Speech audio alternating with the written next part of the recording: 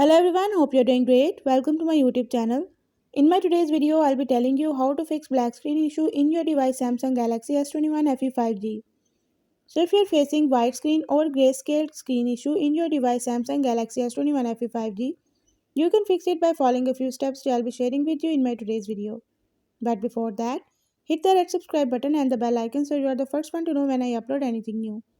Now watch this complete video and you will learn how you can fix black screen, grayscale or white screen issue in your device.